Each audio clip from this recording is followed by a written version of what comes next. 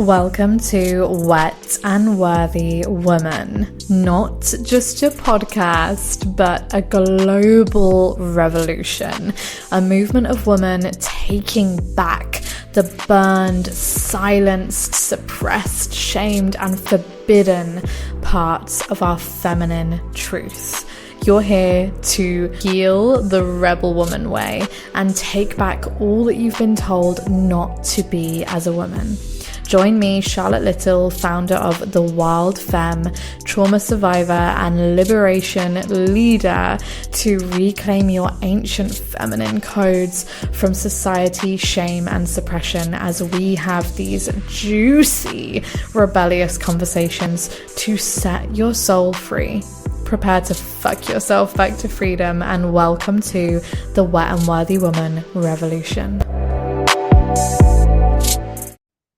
Hello, gorgeous coven community, and welcome to today's episode. We have an epic goddess, witch, chain-breaking woman joining us on the show today. And we are going to be joined by Fiona McCoss to talk all about obliterating the good girl with your dark feminine alchemy. So I'm going to give Fiona this epic intro, which I've taken from her really inspirational writing. Truth speaker, activator, wild, sensual, and loving teacher of the unapologetic feminine. If you are done with the tiny boxes of the conventional and you speak the language of the untamable, Fiona is here to seduce you into your wild self-love. Get ready to take up space boldly and welcome Fiona McCoss. I'm so happy to have you.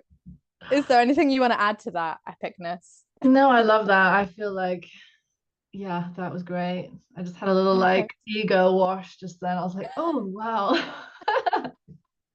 Yeah, bathe in it. I mean, your writing has that kind of impact on all of us, where we're like, oh fuck yeah, I'm incredible. Thank you. So I joined you in your first ever women's retreat, and I think that was back in 2021, right? Yeah. Yeah, it was epic, and it was such a huge expansion for me.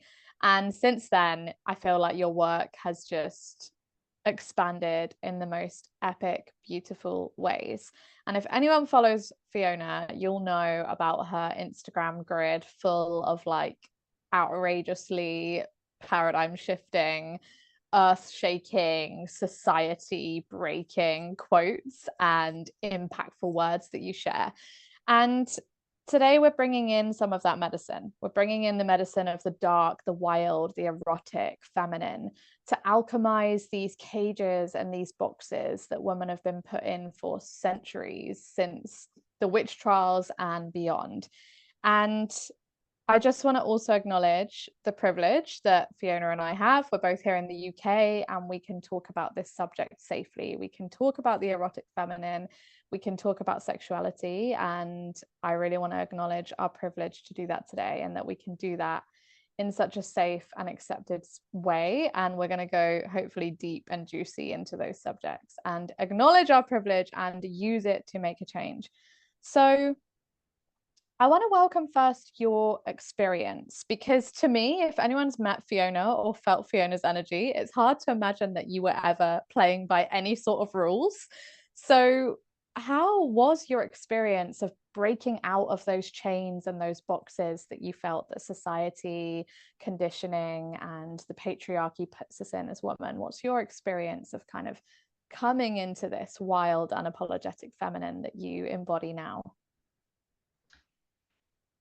Do you know what? I think that journey of breaking out of that box did not happen overnight or in a short time frame at all. Like if I really think back to the time that I felt the most caged was when I was 13 to 18 in boarding school. And that to me was like the ultimate experience of not having control over my life, over my schedule, over the freedoms and the liberties that a lot of teenagers have, and exploring what growing up means, and you know, being with boys, being with girls, like just having a curiosity to have space to kind of roam wild for myself and those in boarding school, especially for being a girl in a boarding school that catered mostly to boys.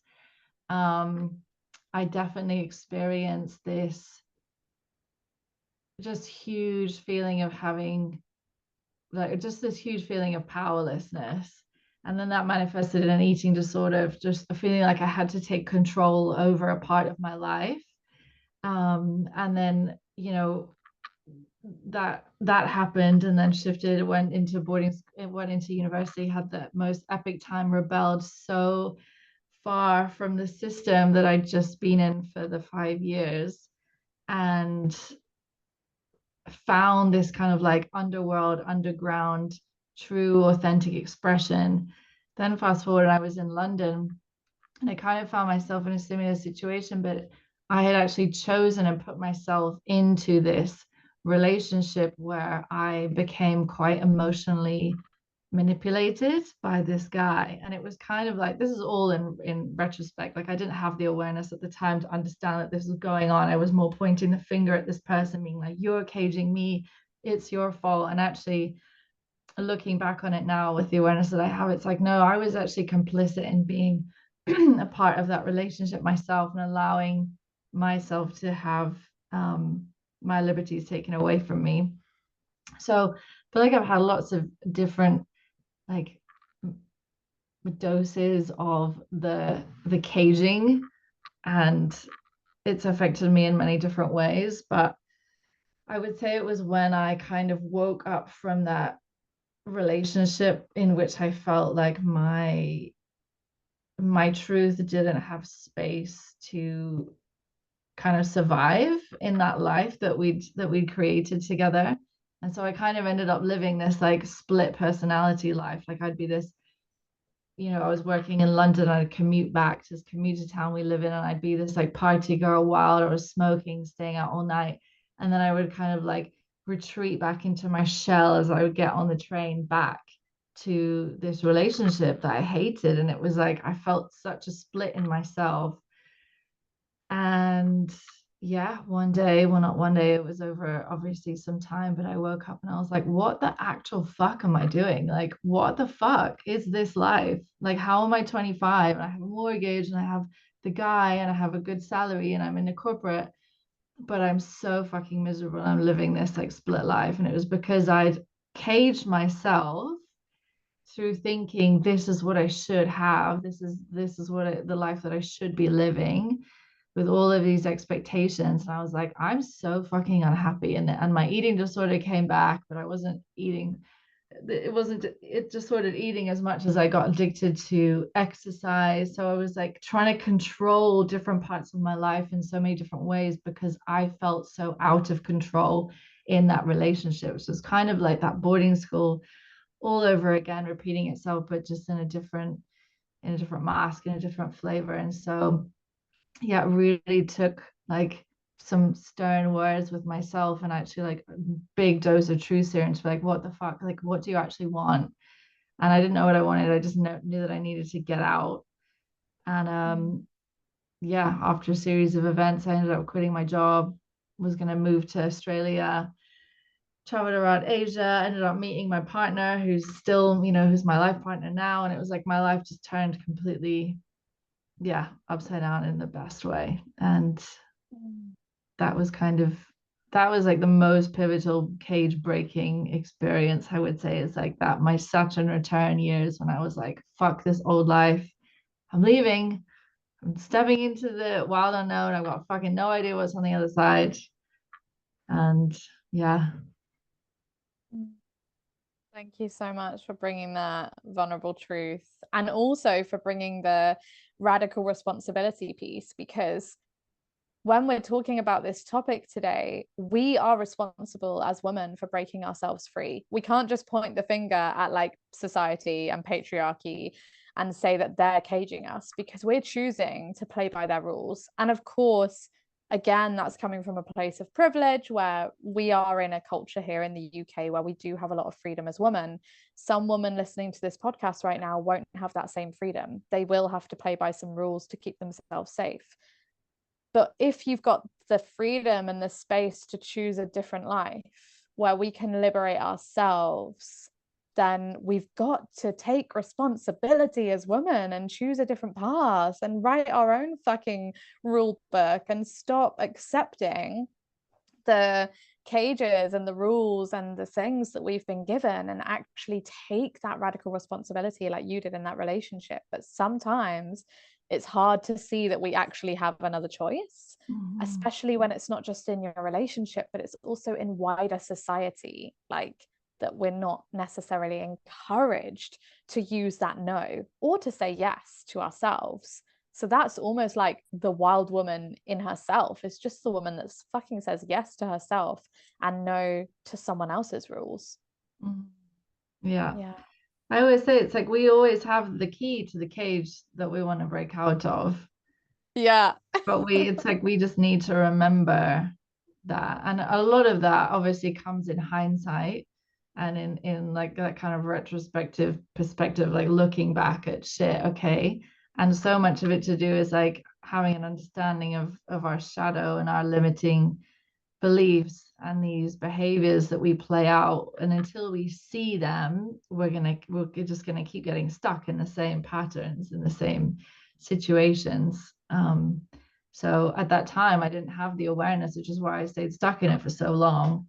But as I slowly kind of stuck my head out and like gained a wider perspective and read some books and realized like, oh fuck, actually I am like complicit in this. But yeah, as I said, that oftentimes comes later, and for some people never comes at all. It's easier to point the finger at someone else than it is to take responsibility for our own actions and our own mistakes. Yeah. Yeah. I mean, so many of the women that come into my world are in their 50s, and they always say to me, "You're so fucking lucky that you started to do this work in your 20s." And I'm like, "Oh shit, yeah, like I'm already liberating myself, and there'll always be layers to take off. I think for lifetimes there'll be layers to take off. We're going against thousands of years of feminine suppression here. So there's going to be constant layers to take off throughout my life. But to feel this free and this embodied in my truth, and to meet women that are only now waking up and thinking, oh shit, I've always been playing life by someone else's rules. Like, I feel so lucky that it kind of started for me when I was 25 too. So similar kind of age. Maybe there's like a some kind of cosmic breakthrough that happens at the age of 25 where you start to really assess your life. Well, the Saturn return is like that pivotal year, isn't it? 28. So I feel like there's like little whisperings that happen before to kind of prepare us for that massive Oh life yeah. up. Yeah. Oh yeah.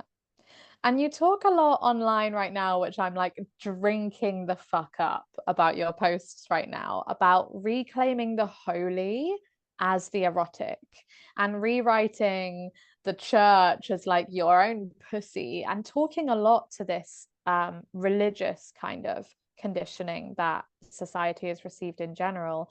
And I wanted to ask you when that particular erotic awakening came for you. Did that come in the same kind of time period? Was it an organic, like, byproduct of you kind of wildly saying yes to yourself and breaking free? Did it kind of come as a byproduct, or was that a separate kind of revelation that happened with your sexuality? No, I've been very connected to my sexual energy since like I can remember having an accidental orgasm in a pool at the age of like 7 with one of those foam noodles. And I have always, I've got so many memories of asking mom like every question under the sun, including that she loves to tease me with this, Mummy, when you and Daddy do it, who goes on top? Like I was so curious. I would just ask her. I would just obviously see things on TV, and then just ask mom all these questions. I would have no inhibitions, and I'm so grateful to have had a mom that answered all my questions about everything, because she really created that safety in which I could just bring all of my erotic innocence into that, you know, to that space. And she would, you know, teach me as best she could, but I know she never got that teaching from her mom. So she was kind of learning with me at the same time of how do I create this really safe container in which my only daughter can ask me these questions. So yeah, I mean, I've always been really interested in sharing my body with others, but also in my own self pleasure. And the more I learned, like I would say from kind of that awakening, let's say, when I left the UK and went on this like journey of self discovery and fucking who am I and what's my purpose, really found my way into the archetypes, starting with the wild woman and then into the erotic archetypes. And it was just like mind blowing, because it's always a remembering. It's never like you're really learning anything from scratch. It's just like you're just remembering everything that you already know and you're just getting all the other shit out of the way. Yeah. Yeah, fuck yes. Remembering what we've already got between our thighs and just remembering that we've got permission to connect with that and that we're the only ones stopping ourselves sometimes from actually being with her. And yeah, so how did that look for you? That wild woman you said was the first kind of archetype. And I know that you do still, I'm guessing you still do a lot of work with the archetypes. That definitely the work I've done with you in the past has been really like archetypal wisdom. So with that initiation with the wild woman, how did that look for you in those early stages? Did you go like full on into the like just rage release, like howling every moment? Kind of how did it come out for you at first? No, mine was more subtle than that. At the beginning, mine was more of like a full rejection of like man-made society. Also Mhm. because we were traveling and I kind of it the traveling also supported like this natural detoxification of the old life, like of anything um like artificial. And we were living at one point in Costa Rica in this like jungle house, and I didn't wear deodorant or shave my armpits for like 1 or 2 years. I didn't wear makeup for like 4 years. And it was like this really beautiful just being with nature and being with the naturalness of my body. And I remember doing, you know, all of these like health protocols and just getting really in touch with myself without any of the chemicals, any of the bullshit that we put in our bodies, kind of without knowing that we don't need to when we live in a more man-made world, when we live in a city. And I took my coil out and got in touch with my whole moon cycle, and that was like revelationary. And it's just like it was more of a subtle, but like laying the foundations for just wild living. And then I found when I moved back to, because I think also when we think of the wild woman, like so many people think of it like you're saying, like these kind of really extreme expressions of the wild woman, when actually she can be a lot more subtle than that. She doesn't always have to be loud and raging and roaring. It's like she can have her fangs out and her claws out, but she's also just this like embodied, grounded, natural presence and essence.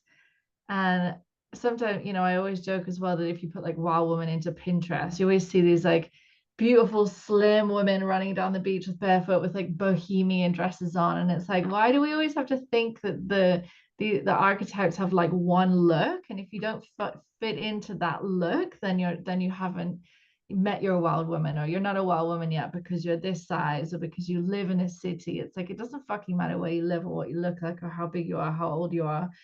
Your wild woman is a flavor of you.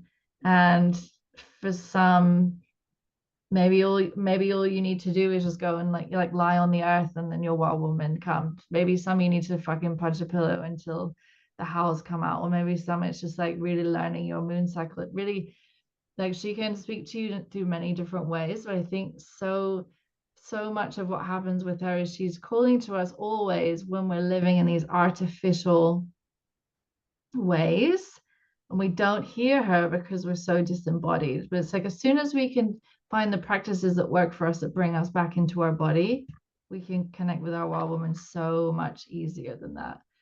But because we're so disconnected and disembodied, we can't, our wild woman won't come in if there's no space for her, if we're living from the shoulders up. Yeah, wow, creating that space. And yeah, the space dropped in for me in a really similar way, actually. It was my first backpacking trip to Thailand in 2016, early 2016. And I was so insecure about my skin. I had like acne when I was younger, and I used to cover up my scars with makeup when I was like late teens. And I went on this trip to Thailand, and I didn't wear like a bra or makeup or do anything with my hair for like the whole months that I was there. And I ended up kind of connecting with and sleeping with this Danish model. And I thought he was like the fucking hottest thing I'd ever seen on planet Earth at that time. Now I look back and I'm like, oh my God, he was so like polished, not like the kind of guy that I connect with on a day to day now. But he was awesome. And he was attracted to me in my state, in my wild woman state, where I was making no effort. I was sweaty as fuck. All of my acne scars on show, my hair like just super unbrushed for 3.5 weeks or whatever. And he wanted me, and I was making the best friends as well and connecting with so many amazing women and having the time of my life. And I was like, I don't need to fucking impress anyone. I'm making the most authentic connections I've ever made by being in my flesh and in my natural expression. So since then, I literally haven't I haven't worn a bra since then at all. Like haven't touched a fucking bra since then. And makeup is, I view makeup in such a different light now. Like it's an archetype for me when I put on makeup. It's like a, yeah, it's like a playful expression of the mood and the vibe and the flavor of my feminine that I want to bring through. So sometimes I'll draw like little black dots like around my eyes, and that'll be my makeup for the day. And it'll be like this, I don't know, temple woman that wants to come through, and I might draw like a snake or something. And it's like a whole other relationship to the way that I express myself on the outside since those days traveling, where you're forced, staying in the jungle with no electricity or mirrors, to just fucking accept yourself and just like be in yourself and feel yourself without even often being able to look at myself. There were so many places that there was no mirrors. There was just like a hut on the beach. So you don't even know what you look like. And you just trust and you just thrive in your body, not your mind, not looking at yourself and picking out these things, but actually just feeling how you feel day to day was such a big turnaround for me as well. And yeah, I'm so grateful for those stinky backpacker days. Yeah. No, I know. I mean, anybody who hasn't gone backpacking and is listening to this, go get yourself a fucking backpack and take as much time as you can off and just go. Yeah, please Really. go. Please go. It's so worth it for the culture shock and the your own culture shock. Like shaking yourself out of your comfort zone will probably be guaranteed to take you to those wild woman zones. Mhm. And also touching on that wild woman archetype, I feel like she's probably the most spoken about, kind of hyped up.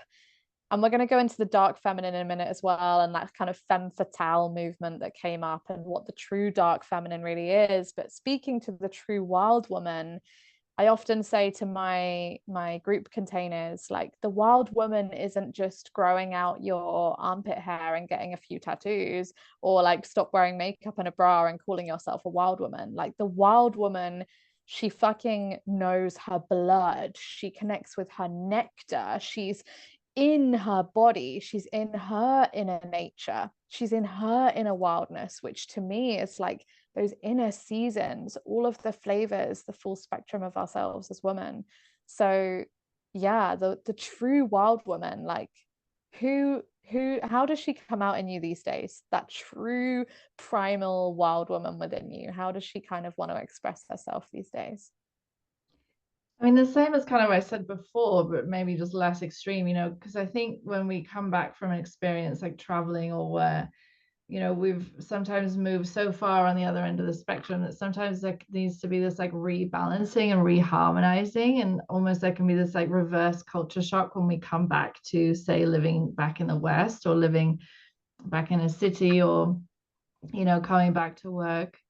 And I think now for me, it's like finding the balance of where my wow woman is just, she's just me.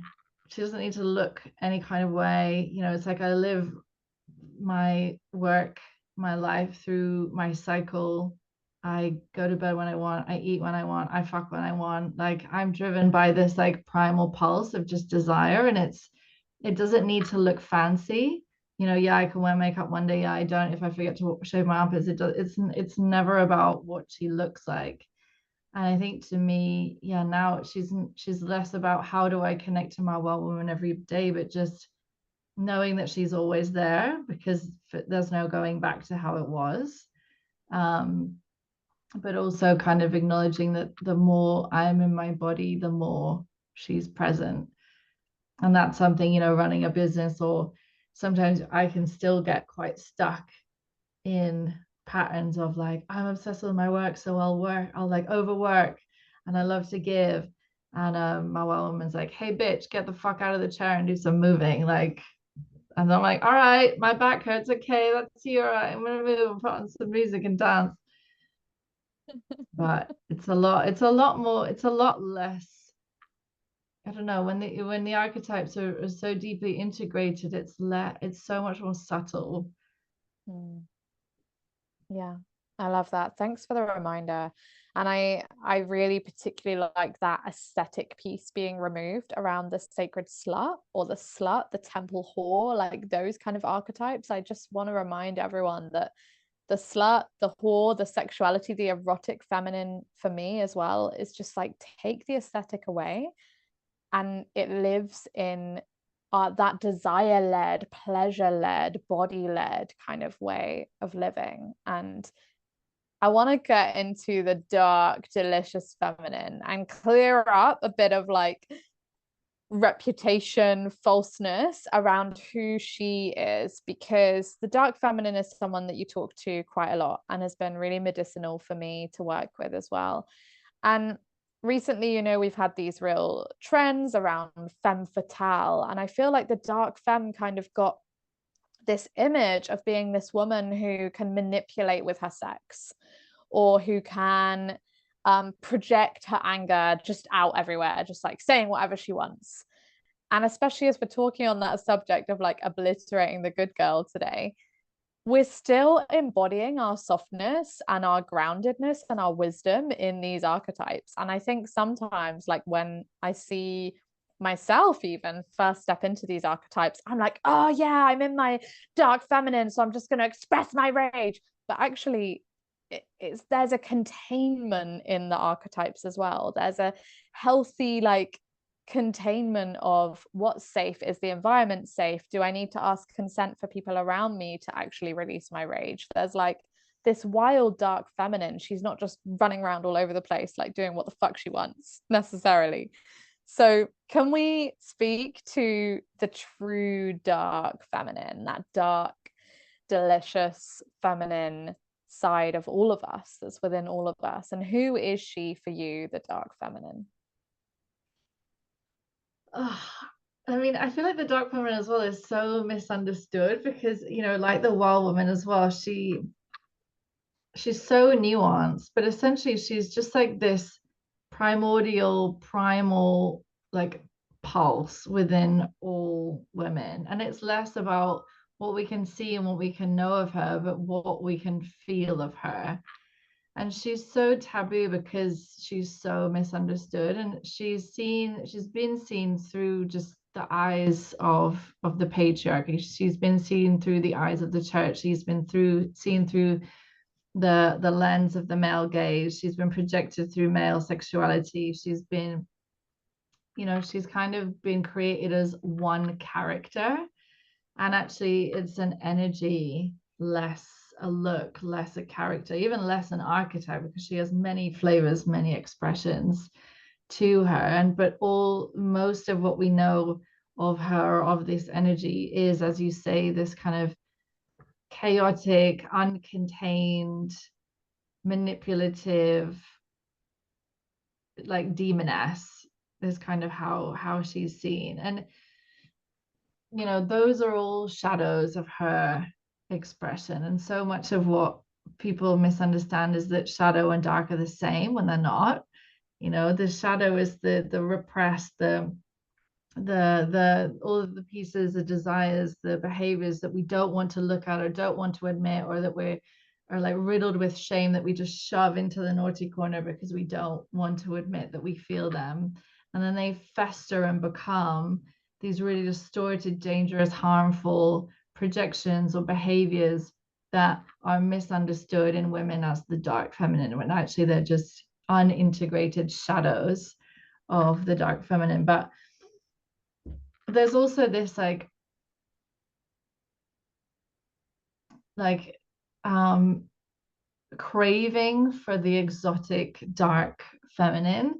It's like, oh, that feels so sexy, or that feels so edgy.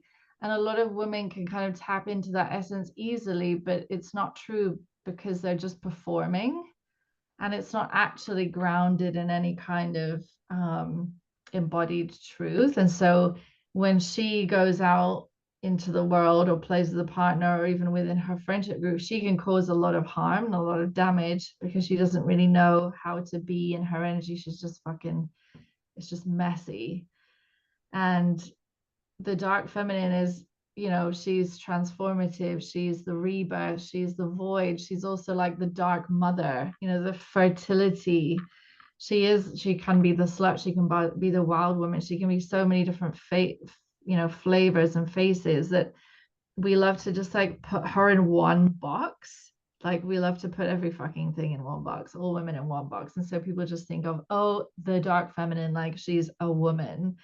And I think just to just kind of expand that vision a little bit more, and just expand that perspective, and just allow people to play with her along that spectrum, because she's actually not that scary, or she's so powerful, that's why she's scary, but she's not dangerous. She's only dangerous because she threatens the way the current system is.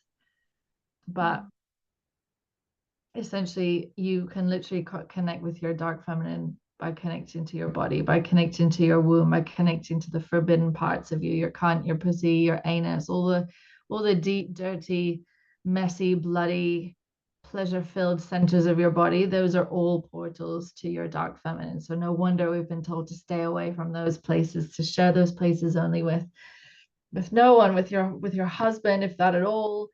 And there's just so much shrouded in such I want to say mystery, but it's like mystery in a bad way. Whereas I want us to return to like the truth of the mystery and honor the mystery. Everybody wants to find everything out about everything in this world. It's like, how can we illuminate everything? How can we ascend? How can we know everything? And actually the dark feminine is like, how about we just know nothing? We just trust the void. How about we just dissolve into the void? How about we just surrender into the mystery? And I think there's so much to be said for really allowing that depth of surrender to meet it as a way to meet the dark feminine, rather than going into a situation or going into a retreat or ritual, whatever, being like, what's the outcome gonna be? What's my transformation going to be? Whereas the dark feminine is like, fucking let all that shit go, and like you'll be reborn, and we'll see who you are at the end of it. But we're so addicted to controlling in this world, and so she really helps you untangle that need to control, among many million different things. But this energy is really powerful to work with, but it takes like practice and that containment, that self-witnessing, that healthy masculine energy to really hold that space for you. And if you can't do it yourself, do it in a group where somebody can hold it for you or teach you how to hold it. Otherwise, yeah, shit can get messy. Like, yes. Oh, that was so delicious. And I want to circle back specifically to the dark portals of the body, right? The dark portals. And I often say that like the darkest, most suppressed portals of a woman's body are the pussy and the throat. But you brought up the anus, and I was like, fuck, yes, the anus. When are we talking about fucking ourselves in the ass? Like, no one's talking about that. So what are the mysteries that we can uncover inside our anus? Let's go to that dark feminine portal. Well, if you think like, the throat and the pussy and the anus they're all like sphincters. So they all open and close like voluntarily, involuntarily. And the sphincter of the anus is like the one that is most associated. It's the root chakras is associated with fear, with security, with money. All of these things, like essentially scarcity. If you feel scarcity, you need to do some like butt work, just like gentle massaging of the perineum, like practicing what it feels like just to slip like a finger in, pinky in, like the smallest thing in, but just getting really familiar. Because if you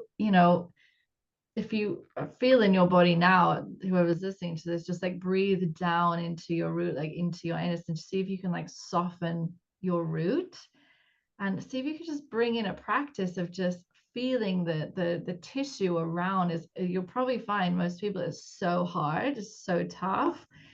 So just bringing like loving massage breath down to that part of your body as often as possible, just to help you bring your awareness down to that part of you, and to de-shame and de-stigmatize this dirty part of yourself. But it's like, why the fuck is it dirty? It's just another part of our body, but just that someone told us, oh, because we shit out of it, it makes it dirty. It's like, why? Then by that same thing, it's like, okay, our pussy's dirty because we bleed out of it. And there obviously there's more education around that to be like, no, it's not actually. But it's just the more we make these things kind of common practice, the more. And it doesn't even have to be sexual, not in any way. It may be sexual, it may be a pleasure portal, but it's for now just play with being with that part of yourself intimately, and just with curiosity, just to see what lives there. Because you may feel or find that there's so much tension in there. You might, that when you could do kind of like self trigger point therapy, just holding the places of tension and releasing and breathing into it. You may kind of, who knows what may happen to you. You may have all kinds of flashbacks, or you may have memory, you may have an emotional release, like who knows. But we hold so much tension in that part of our body, all to do with our like root problems and root fears. So if you have like, money issues, maybe spend some while with your bumhole, like maybe even like doing a weekly enema practice, or just something to just make you more familiar with that part of your body, so that it becomes whatever. It's just like my bumhole, it's just like put my finger on my nose, like it's the same. Okay, I need a little bit more hygiene practice, but it's like, why is it so taboo? Heck yes. Thank you for normalizing that today. And I once listened to something called The Anal Mysteries. It was a podcast if anyone wants to find it. It was on a tantric podcast. I can't remember the name, but I'll link it in the show notes. And they were saying that the bumhole is the doorway and the gateway to God, and that the bumhole doesn't lie. Like pussy can get wet when she watches a spicy film, or just like feels something in the car rub up against her. Doesn't mean we're necessarily ready to be entered. Pussy's just wet. She's just reacting and getting wet for life. But like the asshole does not get wet and open unless we really, really, really want to receive in the asshole. So like this part of our body holds deep, deep, deep rooted wisdom. And I love playing with that. And in my own lovemaking with my partner, like I'll know when it's an anal day or when it's not an anal day. Like my bumhole will talk to me and be like, it's the day. I'm open, I'm ready, I feel relaxed, I want something inside of me. But sometimes it's just not the day. Like, can't force it, can't make it happen. And that's a really great practice, that we can do this with ourselves, that we can meet ourselves there, that it's just another layer of shame to take away from our deeply natural feminine body. And fuck yeah, I really love that. Thank you for bringing that. And you gave some really great practices there. So I was curious about your personal practices and if there's any like staple things that you love to do to untame, to unleash, to just unlock from life and stress and tension. Like, how do you really come back into your wild, dark, primal truth?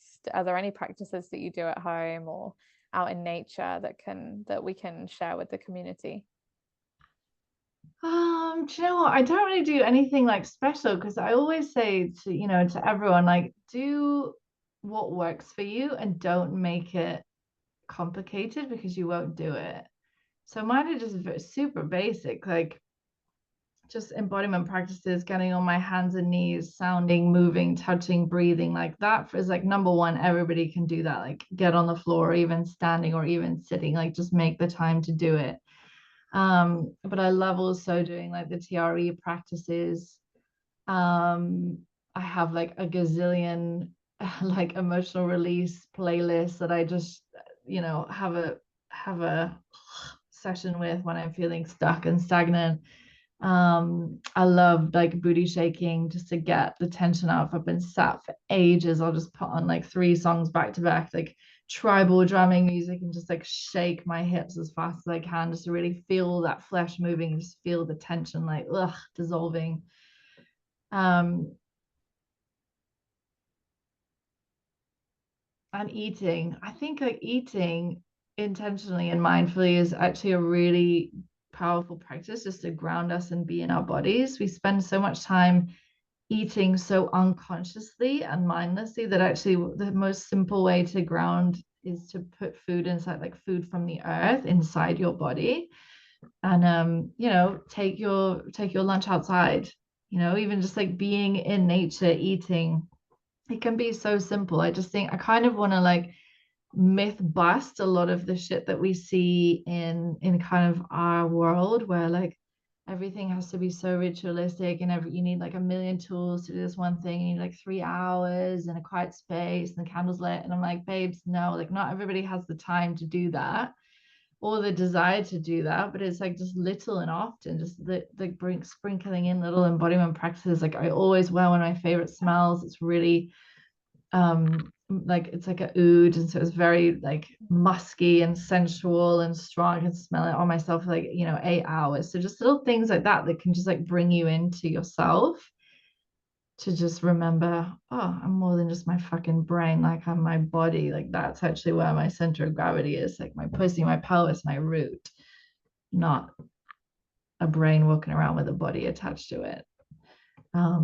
And also to say that to myself, as much as I know all these practices, I still have to discipline myself, discipline and devotion to do them, because it's not, you know, time is going so fucking fast these days. Days are like going like that you actually do have to be compassionate with yourself sometimes, instead of shoveling on the guilt or the blame, be like, oh, wasn't able to be with myself today. Oh, I haven't self-pushed in a week or a month or whatever it is. It's like, babes, do the best you can with what you have, with the capacity that you're at, and just keep going. Because I think there can be a lot of like, yeah, that self-judgment or kind of community judgment on this like path to even like the path to dissension, even like not the path to ascension, but it's like, oh, are you worthy of calling yourself a priestess? Are you worthy of calling yourself a wild woman if you haven't done this and this and this and this and this and this and this? It's like this whole fucking to-do list of practices. I'm like, I don't want to do any of those things if I feel like I have to do those things. I want to do them because I want to do them, because I have the space and the desire. I don't want to feel like I have to live through this like should list, because then you're just again in another cage. So I would say the more you listen to your body, that's your wild woman. Like that's what will give you the thing that you need in the moment. Could even be a fucking glass of water. Who knows? Could be so simple.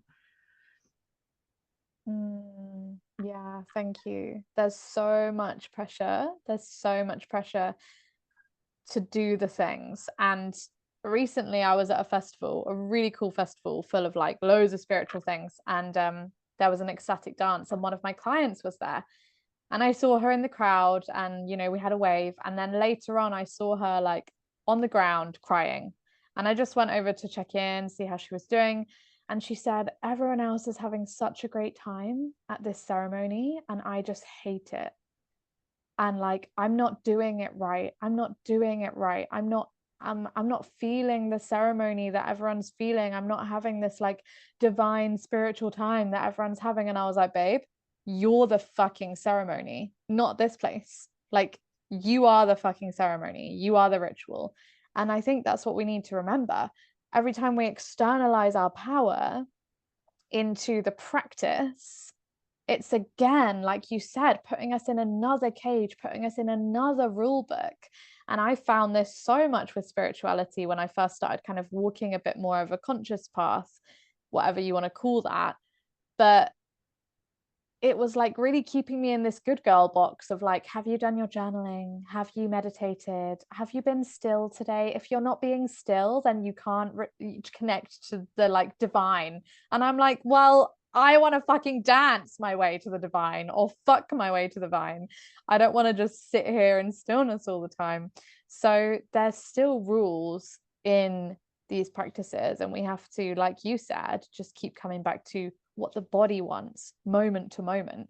And that might be leave the fucking ceremony, stop the fucking ritual, and just have a chocolate bar and calm the fuck down. Mm-hmm. Yeah, exactly. It's like, there's this discipline and devotion element, I always say. And sometimes we can get really stuck in the discipline, showing up to your altar every day, lighting the candle, doing the morning pages, doing this and this and this, which can be so supportive for a time. And then it can be like addictive. And if you fall off the wagon, you're like, oh, I failed, or I'm going to have a shit day, or oh my God, my guys won't talk to me because I haven't talked to them. And it's like, what? And actually, how can we just move through life and move through our day in a way that's so present and so dropped in that like we are experiencing the magic in the mundane? And it's like, that is our devotion. Our devotion is just presence. And then that's like this beautiful reciprocal experience with the divine and with the wild and with eros, because we're not necessarily having to like do some crazy thing, but it's like we're just making ourselves available to be in connection with it. And that gets to be really simple. Like it can be like, I was literally having this conversation with my client a while ago, and she was like, I'm sitting at my altar and I just get so restless. And I was like, well, stop doing it. Like stop picking the practices out of the embodiment library. Like, do your own fucking thing. And she's like, okay. And the next day she went and she weeded the garden for like 10 minutes. She's like, oh, I felt so good. I was like, that's your embodiment practice. Like that was it. And I just want that to be a permission slip to everybody, because we can get so stuck in these shoulds of even in like the embodiment work or the spiritual work or the whatever work that we can like is so helpful and so necessary, but it's not when it becomes addictive. Yeah, thank you for that. I have a really like disciplined personality. Like all of my my partner, my housemates are like, oh my God, you're just like so fucking disciplined. I need some of that. But it is sometimes I have to watch it. Like, and often it's going into the shoulds. And I recently had a time where I was like feeling like angry and resentful at everything. And it's because I wasn't prioritizing myself. And I was like, but I am prioritizing myself. I'm like dancing every morning and moving every morning and doing tapping every morning. And I'm like having all that morning practice time to myself. And I'm like, oh, it's coming from a should. I should be tapping. I should be working out. I should be dancing to get into my feminine embodiment. And it was all still coming from that should place. And I had to really snap myself out of it and tune back into like, what do I want this morning? What do I actually desire to set myself up for the day? Not what should I do? So yeah, it's like something that I need to watch all the time personally, because I'm on the real like discipline side of it, where I will just do it on robot mode, like, okay, tick, tick, tick, did all my practices. And then I feel like shit and I'm like, why am I here? Why am I doing this? Yeah, it's definitely a both and. It's like, because some of us will be too much on the on the undisciplined side and need that dose of it, and then it can become a crux. It's just knowing, isn't it, what works for you until it's not working. If you feel like you're losing a sense of freedom in your practice, that's a sign to release that practice, or maybe change how you meet that practice. Yeah, I can't tell you Ooh. the last time I sat on my altar. Like, I went like so hardcore on it for a long time, and it was like, I would say for the last like year, I've been so just like, it's not like, I'll come back to it when I'm ready. Maybe I need to like totally move it to a different part of my house, but it's like where it is now, there's something I'm like I'm like at peace with that. I don't need to sit back there for a while. I'll do the practices somewhere else, but it's like really feeling what's true for you in that alignment, and don't force it if it's not. It's like the feminine doesn't like to be fucking forced. So don't fucking make her do anything she doesn't want to do. Oh yeah. Thank you. Thanks for that permission. And I'm gonna bring us into what I feel like all of the women I work with sometimes need to hear this piece of medicine around talking of permission slips, giving ourselves permission to be a little bit outrageous, to break out of these cages that we've been talking about, even with your spiritual practice, in your relationship, in the bedroom, like all of these fucking cages. Most women are scared to break out of them because they're scared of judgment. They're scared of what people are going to say. They're scared of, maybe the deeper wound of that is scared of abandonment. Like, especially in this spiritual practice we were talking about, maybe people are scared of being shamed by their yoga friends if they stop going to yoga as much, or, all of these fears that come up that stop us from being true to ourselves. What's like the medicine that you want every woman to remember to give herself self-liberation, to give herself that permission to just do what she wants to do and be in her truth without caring about what other people think? What do you think is the alchemy and the antidote for that fear of judgment that we feel so loudly sometimes? Mm.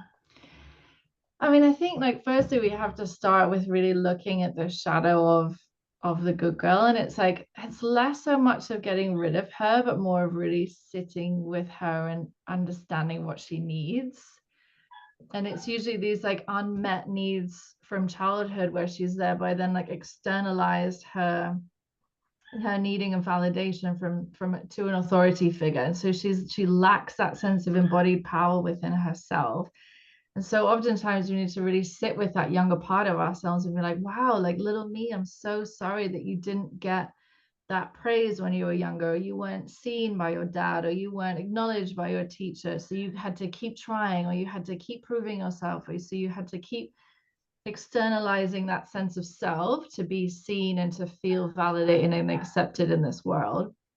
And I think if we keep kind of like trying to shove these feelings down and make them not be there, they're just going to keep rising up. So I really think that we have to sit with that part of ourselves and feel into what she wants and maybe what age she is, our good girl. Like when did she kind of come about, um and then also kind of understand more about the culture that we live in, with the witch wound and this fear of rejection, this fear of being outcast from a community for being different, from speaking your truth, from living on the fringe, or for deciding to have a more alternative life. We seek safety in numbers. We're primal kind of tribal beings. So there's this myth of being the independent woman, but actually like no one survives on their own. You survive in groups. And so oftentimes we can like sacrifice our sense of self for safety in numbers. And so it does take a very bold and courageous person to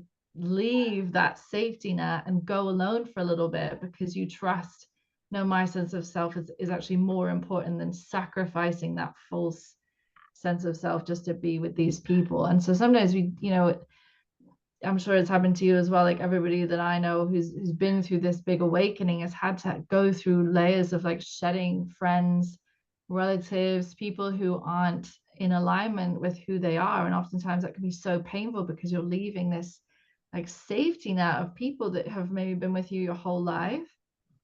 And it can be really scary to go into the unknown. But you also kind of have to think, well, on the flip side of that, you're going to be so sad, so depressed, you're going to be, miserable. You might end up physically manifesting symptoms of this imbalance and misalignment. And it's like, well, let's look at some pros and cons here.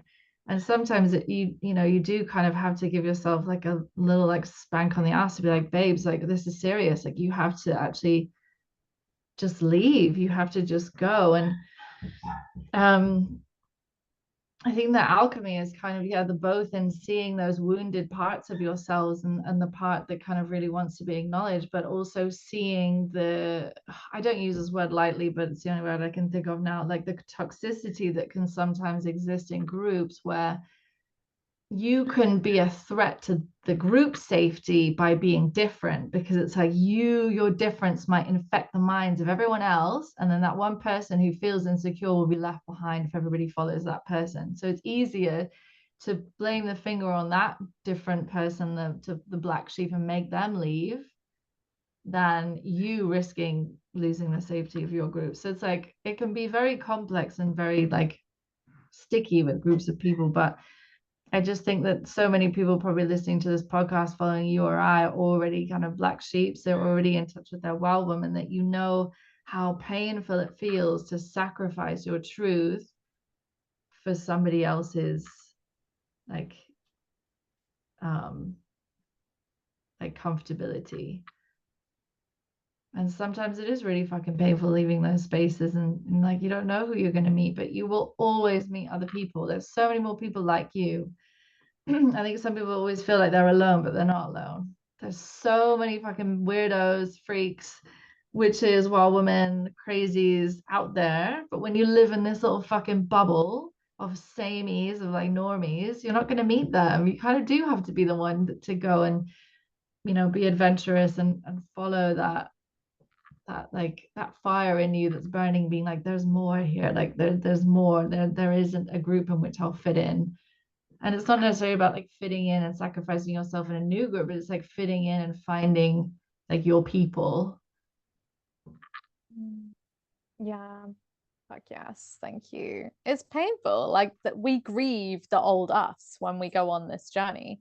We grieve the comfort. We almost grieve the cages because they kind of kept us like quite sheltered and safe and, in line with society where things are, I don't personally think easier, but lots of people would think easier. It's just easier to go with the grain, to like go with the majority, but it's not.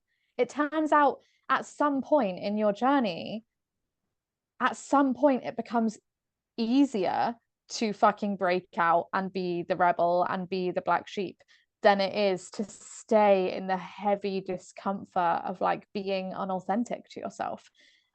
But at some point, it was easier to be unauthentic.